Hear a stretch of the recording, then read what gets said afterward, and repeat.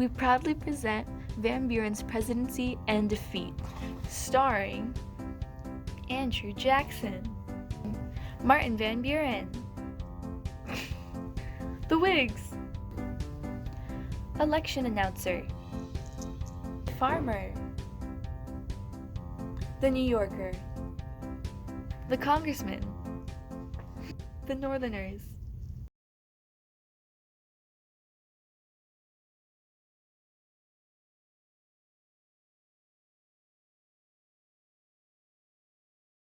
Martin, I'm so glad you can meet with me today. Me too. I cleared up my whole schedule for you. I called you here to discuss who I want as my successor, and that lucky boy is you. Really? Why me? Because I believe you're the best to carry out my legacy. You're my guy. You are my vice president, and we share the same ideals and principles. Like what?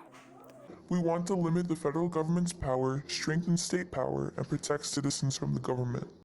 Woohoo! I love those things too. So how will you get me elected? I have a plan.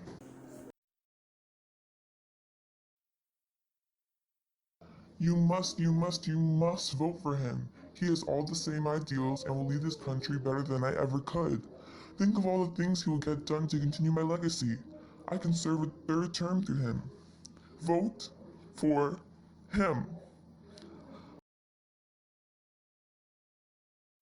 In the election of 1836, the Whigs were divided while the Democratic-Republican Party focused solely on Martin Van Buren. I can't wait for Harrison to win this election. We'll see about that. May the best man win. The winner of the election of 1836 is Martin Van Buren. Van Buren inherited the Panic of 1837 from Jackson, brought upon mainly by over-speculation and Jackson's Specie circular. The Hessian fly has ruined the wheat crops.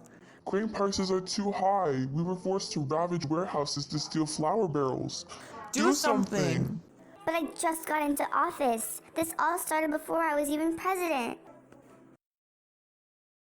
Van Buren proposed a divorce bill, which Congress rejected.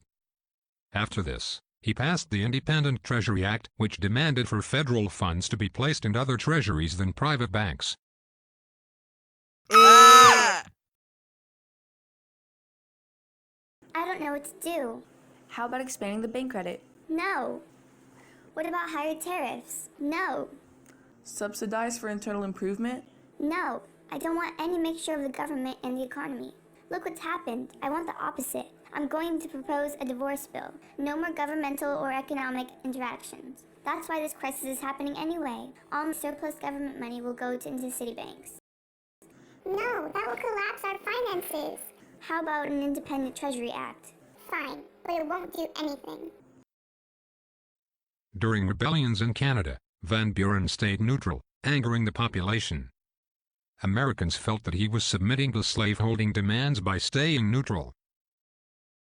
There are rebellions all along the northern border because of Britain. These rebellions are motivated by frustrations with political reform. We must go to war. We can't. We must stay neutral. There's no need to get involved. Woe to Martin Van Buren. General Winfield Scott, please persuade the American citizens to restrain themselves from further incursions violating neutrality. Woe to Martin Van Buren. Listening to the people who opposed slavery, Van Buren opposed the annexation of Texas. Now what are you doing? We don't want Texas. Do you know how much more slavery that would bring to our country?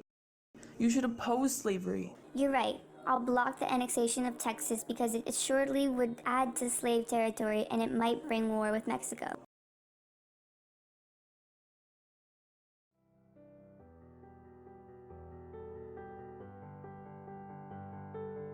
What's wrong?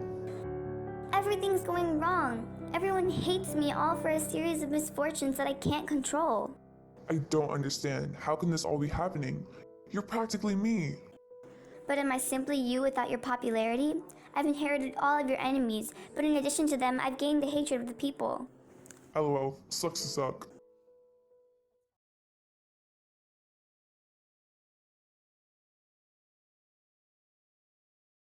We put forth only one candidate, William Henry Harrison. Here are the results for the election of 1840. Oh, the people hate me. How will I win? You're right. Everything was pinned against you from the start.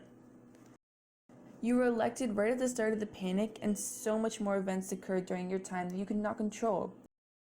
But we still blame you. The winner of the 1840 presidential election is William Henry Harrison.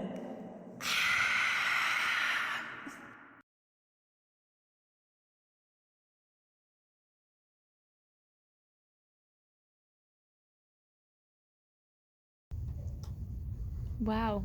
It'd be a shame if he just died.